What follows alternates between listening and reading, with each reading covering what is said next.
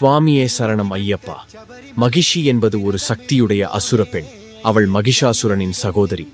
மகிஷாசுரன் காளியம்மனால் கொல்லப்பட்ட பின்னர் அவனது மரணத்திற்கு பழிவாங்கும் நோக்கத்துடன் மகிஷி கடுமையான தவம் செய்து பிரமதேவனிடம் ஒரு வரம் பெற்றாள். விஷ்ணுவும் சிவனும் சேர்ந்தே பிறக்கும் ஒரு பிள்ளைதான் என்னை கொல்ல முடியும். இந்த வரத்தின் காரணமாக மகிஷி பெருமையாக தன்னை யாரும் வெல்ல முடியாது என்று எண்ணினாள். ஏனெனில் விஷ்ணு மற்றும் சிவன் இருவரும் ஆண் தேவர்கள். அவர்கள் இணைந்து குழந்தை பெறுவது இயலாதது என்று அவள் நம்பினாள்.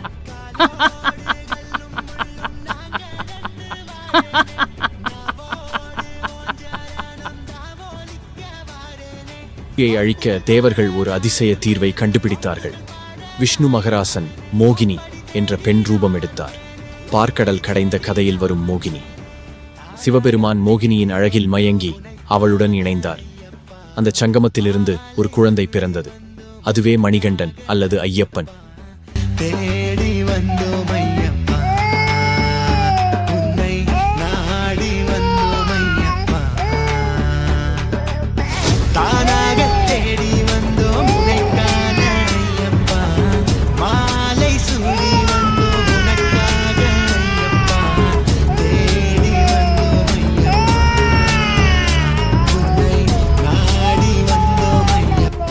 இந்த குழந்தை பாண்டல அரசு மன்னரால் வளர்க்கப்பட்டது.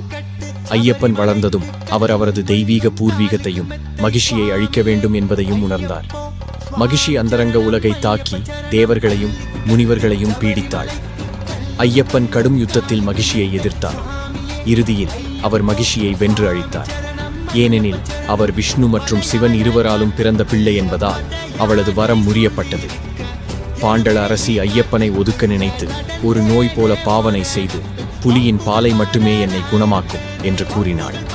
ஐயப்பன் காட்டுக்குச் சென்று ஒரு புலியை குதிரை போல் ஆக்கி அதன் மீது ஏறி அரண்மனைக்கு வந்தார். இதனால் அனைவரும் அவன் தெய்வீக ஆற்றலுக்கு பணிந்தனர். மகிஷியை அழித்த பிறகு ஐயப்பன் தன்னை காட்டுக்குள் ஓய்வு எடுத்தார். அங்கேயே சபரிமலையில் தவம் செய்தார்.